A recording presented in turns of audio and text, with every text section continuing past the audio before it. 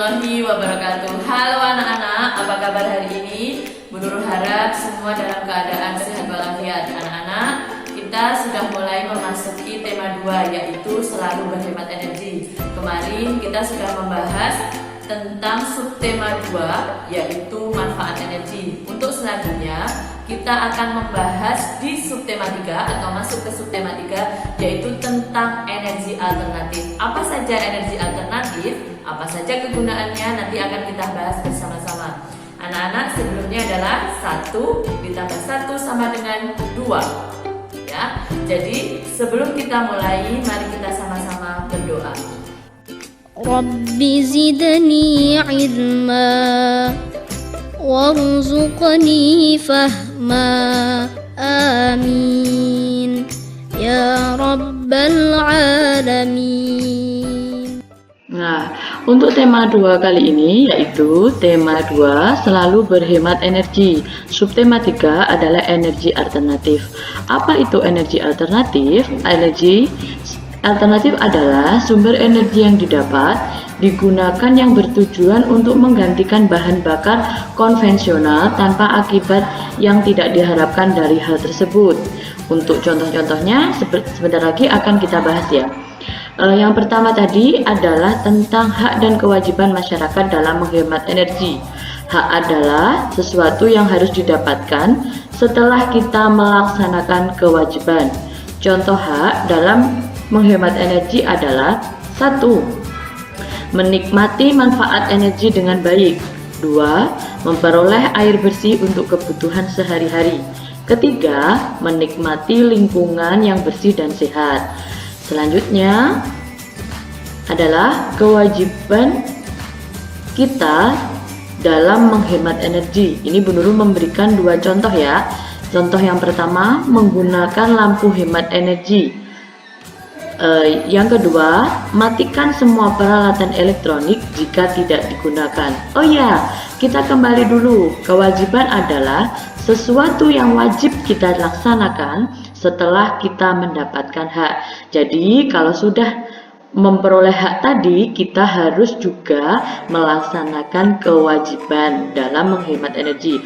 Contohnya masih banyak lagi ya, seperti menggunakan air secukupnya. Kalau mandi, untuk cuci piring juga secukupnya, tidak boleh berlebihan. Itu menggunakan air. Apalagi energi lagi ya, banyak lagi.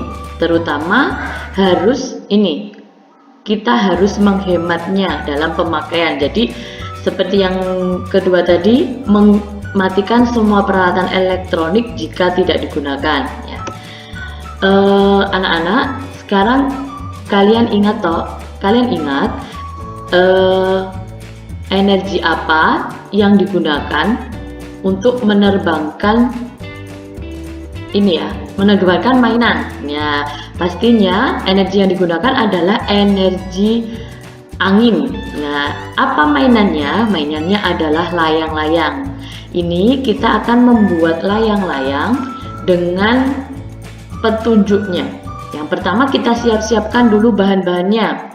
Bahan-bahan yang diperlukan ada 1, 2, 3, 4, 5, dan 6. Dan terakhir, jangan lupa gunting dan perekatnya. Kalau sudah bahannya ini tersedia, kita akan masuk ke langkah dalam membuatnya.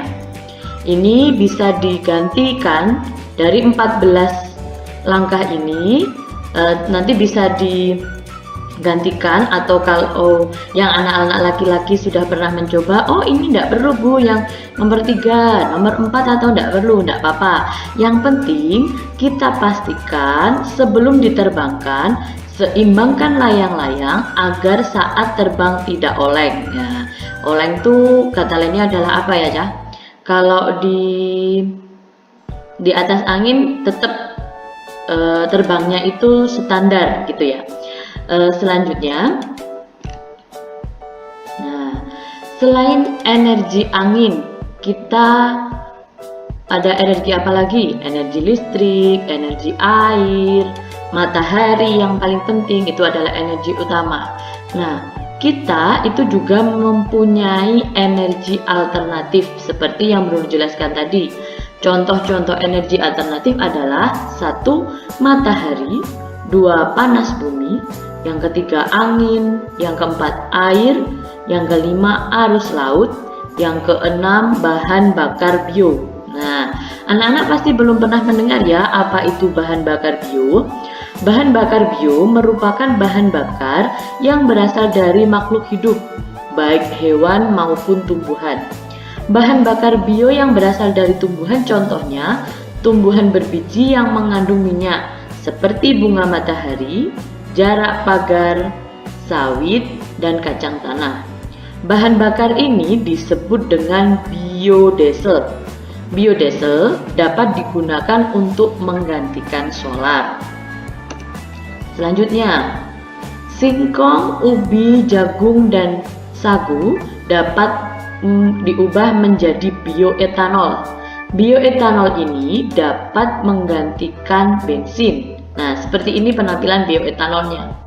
Yang ketiga, bahan bakar bio juga ada yang berasal dari kotoran hewan yang disebut sebagai biogas.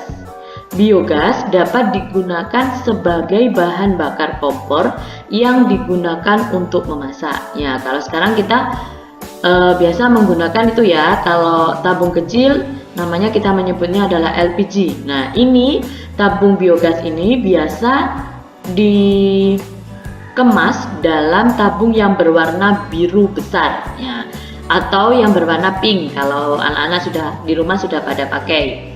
Nah, untuk tadi bahan bakar bio atau yang biodiesel untuk menggantikan solar, kita mencoba untuk membuat biodiesel dari tanaman jarak pagar.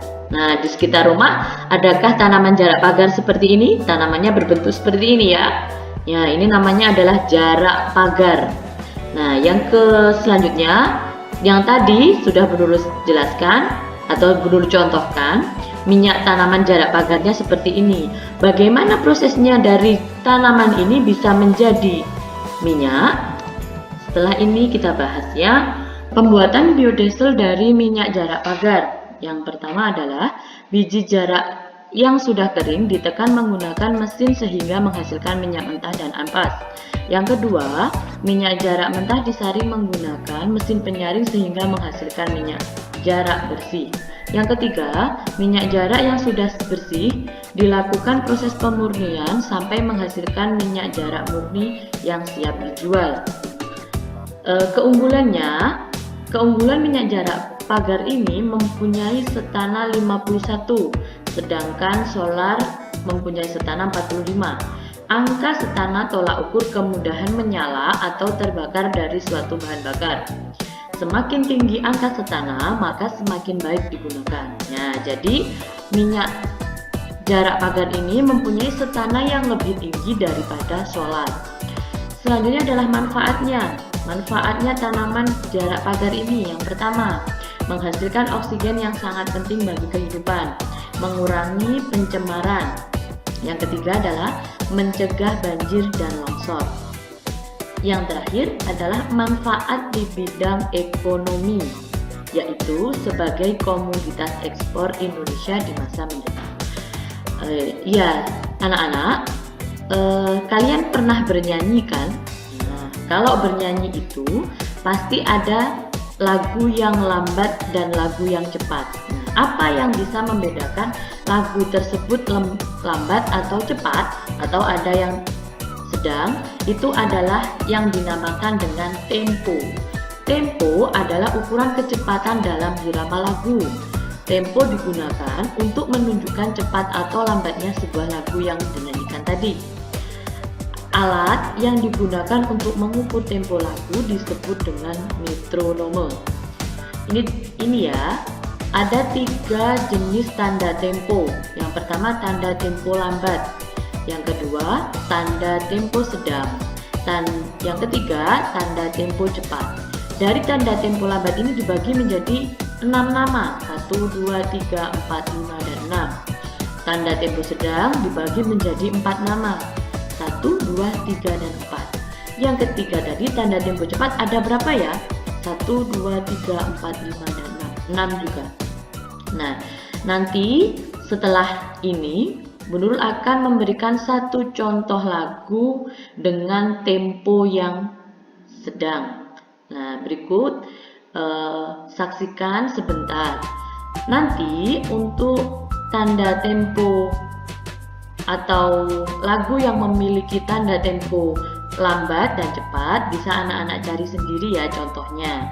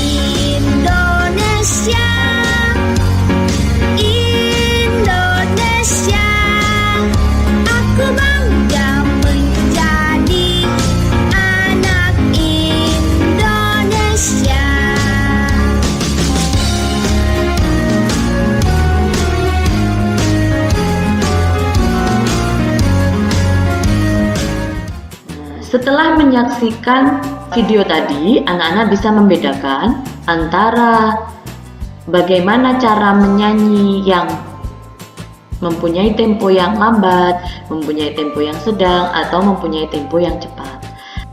Ya anak-anak, demikian sedikit penjelasan dari Bu Nurul. Hari ini kita membahas tentang hak dan kewajiban masyarakat untuk cara menghemat energinya. Yang kedua, cara membuat layang-layang berdasarkan petunjuk. Nanti sampai di rumah boleh mencoba apa saja selain membuat layang-layang yang berdasarkan dengan petunjuknya. Atau kalau minum obat pasti sesuai dengan petunjuk atau resep dokternya.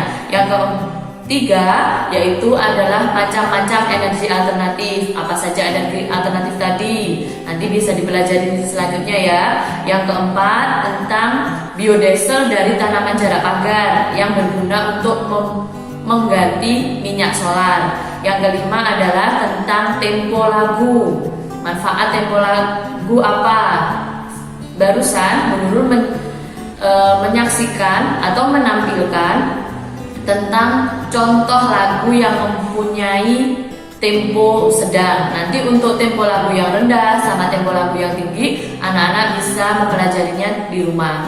Demikian anak-anak, semoga yang Bu Nurul sampaikan hari ini memperoleh manfaat. Terima kasih, mohon maaf kalau ada salah. Wassalamualaikum warahmatullahi wabarakatuh.